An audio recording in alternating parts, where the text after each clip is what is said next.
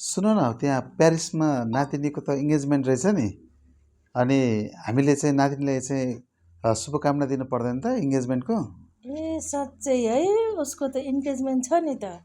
हो त। अनि शुभकामना दिनुपर्छ नि त। कसरी दिने त हामीले यही शुभकामना? भिडियो मार्फत दिने नि।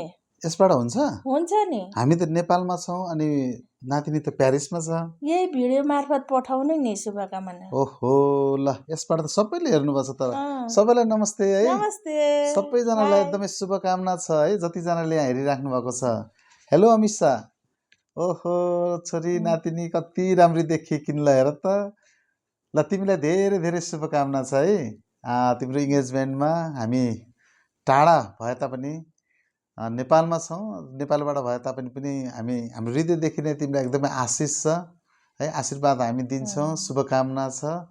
तिम्रो यो इङ्गेजमेन्टमा तिमीलाई चाहिँ धेरै खुसी मिलोस्, आशिष मिलोस् भन्ने हाम्रो चाहना छ।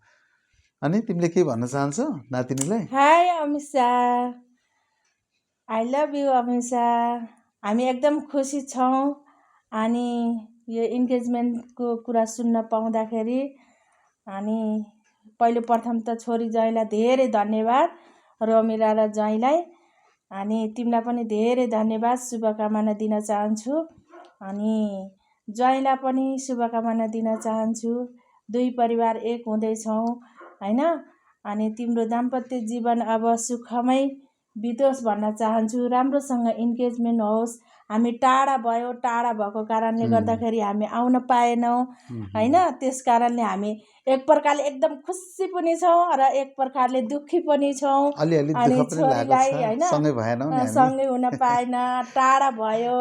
अनि इन्गेजमेन्टको लागि नेपालबाट गर्ने एकदम ठुलो धोका थियो।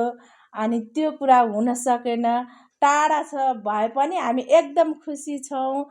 र छोरीलाई अब इन्गेजमेन्टको लागि धेरै शुभकामना र नयाँ ज्वाइँलाई पनि हामी शुभकामना दिन्छौँ र उताको परिवारलाई पनि म शुभकामना दिन चाहन्छु।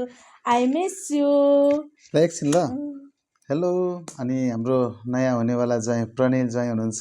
अनि हामी चाहिँ भर्खरै मैले भनिहालेँ, हजुरबुवा हजुरआमा हामी हौँ। अनि हाम्रो तर्फबाट तपाईँलाई पनि धेरै धेरै शुभकामना छ र हामी तपाईँलाई चाहिँ छिट्टै भेट्ने हामी बाचा पनि गर्छौँ है त। ल सबैलाई बाई बाई, धेरै धन्यवाद, बाई बाई, सी यू।